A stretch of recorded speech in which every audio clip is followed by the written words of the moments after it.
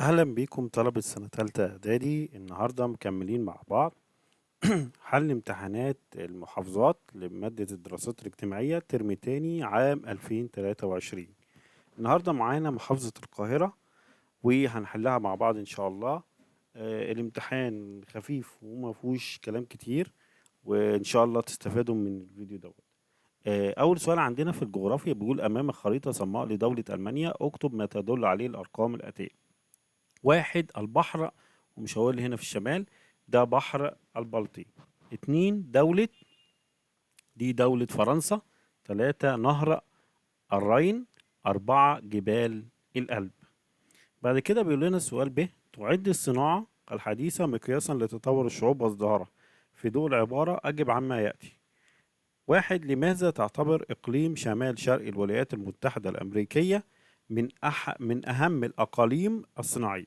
حول لتنوع الصناعات به، من صناعات هندسية مثل الإلكترونيات والأدوات الكهربية، وبه أيضا صناعات خفيفة واستهلاكية مثل الصناعات الغذائية. تمام، علشان كده بيعتبر من الأقاليم الصناعية. رقم اتنين، ما هي الأسباب التي جعلت العالم يتوسع في استخدام الغاز الطبيعي؟ هقول لثلاث أسباب: رخص ثمنه، سهولة نقله، أقل تلوثا للبيئة. بعد كده سؤال جيم بيقول لنا: اختار الإجابة الصحيحة. تأتي قارة أمريكا الشمالية في المرتبة الأولى إنتاجا لمحصول، طبعا الأرز.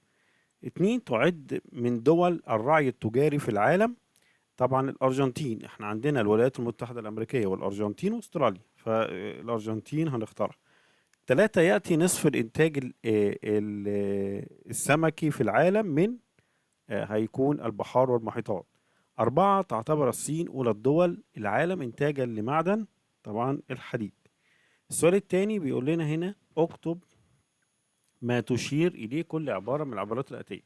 نوع من الزراعة يعمل بها عدد قليل من السكان في مناطق صغيرة ومعزولة، طبعا دي اسمها الزراعة البسيطة أو البدائية. اتنين، كان المصدر الرئيسي للطاقة حتى أوائل القرن العشرين، ده الفحم. تلاتة، تعتبر أولى دول أفريقيا إنتاجا للمطاط، دي نيجيريا. أربعة، دولة لها علاقات ثقافية وعلمية ومركز ثقافي وجامعة ومعهد للآثار في مصر، طبعا دي دولة ألمانيا. بما تفسر تركز صناعة الألمنيوم في الدول المتقدمة؟ هقول لتوافر مقومات صناعته، وهي الطاقة الكهربائية، الخبرة الفنية والعلمية المتطورة. تلاتة، أسواق محلية وخارجية تستوعب الإنتاج. سؤال اتنين بيقول: تركز زراعة الشاي جنوب شرق آسيا.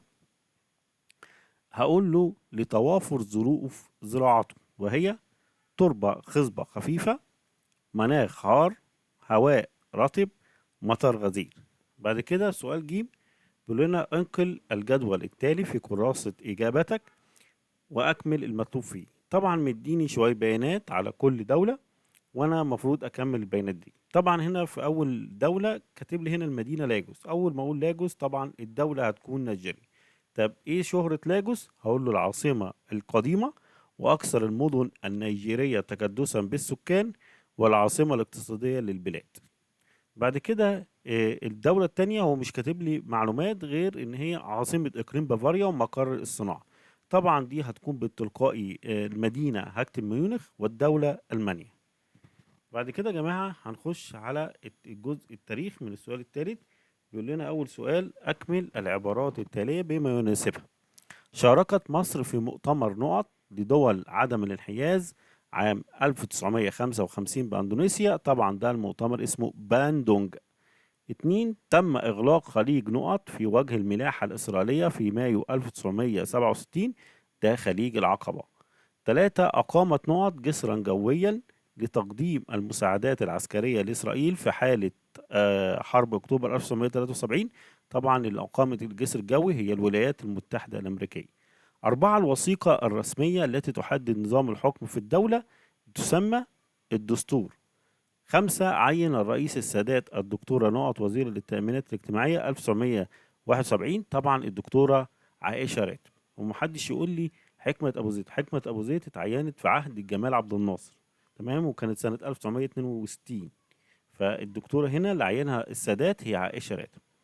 ب بيقول لنا الصورة المقابلة التي أمامك تعبر عن انتصار مصر بعودة طابة للسيادة المصرية. في ضوء ذلك أجب عمال كيف استعادت مصر هذا الجزء عام 1989. تمام. هقول له طبعا عن طريق طبعا التحكيم الدولي بواسطة محكمة العدل الدولي. تمام. بعد كده اذكر 2 من المزايا التي تعود على مصر والعرب من اختيار السلام بديلا عن الحرب. طبعا عندنا 5 نقط وانت حضرتك هتختار منهم 2 بس. انا هقول ال5 نقط وانت حضرتك هتكتب 2 بس. 1 الاستقرار الداخلي للبلاد العربية. رقم 2 دفع عجلة التنمية الاقتصادية والاجتماعية وإصلاح البنية التحتية. 3 تشجيع رؤوس الأموال العربية والأجنبية للاستثمار في مصر وغيرها من الدول العربية. رقم 4 تنشيط حركة السياحة وزيادة الدخل القومي. 5 إقامة المشروعات الوطنية وتحقيق التنمية في البلاد. أنت اختار 2 من دول واكتبهم. سؤال ج بيقول أيد بالأدلة التاريخية صحة العبارات الآتية. استطاعت ثورة 23 يوليو 1952 القضاء على الاستعمار. هقول له تحقق ذلك عن طريق عقد اتفاقية الجلاء بين مصر وبريطانيا، والتي تقرر فيها جلاء القوات البريطانية عن مصر خلال 20 شهر من توقيع الاتفاقية. بعد كده رقم 2 سبق حرب أكتوبر 1973 استعدادات على مستوى الجبهة العربية.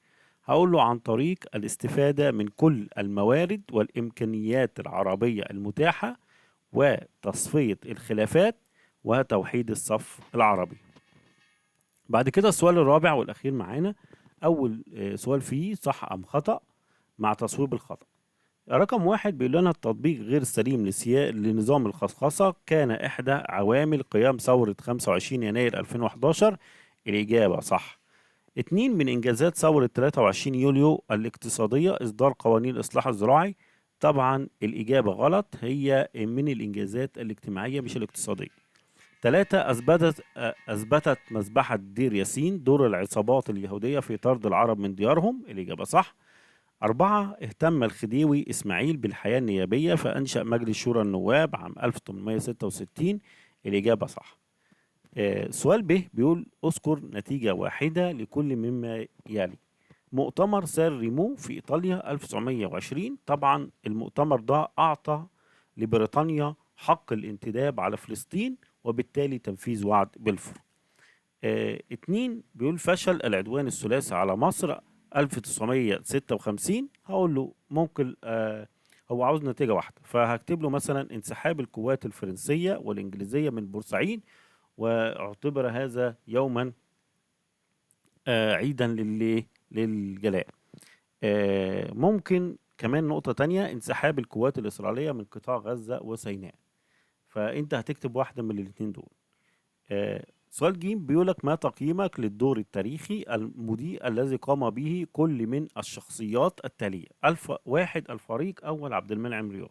هقول له طبعا كان دورا عظيما لأنه كان إحدى الأعمدة الرئيسية التي اعتمد عليه الرئيس جمال عبد الناصر في إعادة تنظيم وبناء القوات المسلحة في حرب الاستنزاف، واستشهد في هذه الحرب. رقم 2 المشير أحمد إسماعيل. طبعا كان دورا وطنيا عظيما لأنه تولى التخطيط والتنسيق على الجبهتين المصرية والسورية بدقة ومهارة عالية، كما قاد خطة الخداع لصرف أنظار إسرائيل عن التجهيزات الهجومية. دوت كان معانا حل امتحان محافظة القاهرة لمادة الدراسات الاجتماعية الترم الثاني عام 2023. يا رب أكون وصلت المعلومة أو وصلت الإجابات بطريقة مبسطة، وبشكركم جدا وبالتوفيق لكل الطلبة اللي هتمتحن إن شاء الله.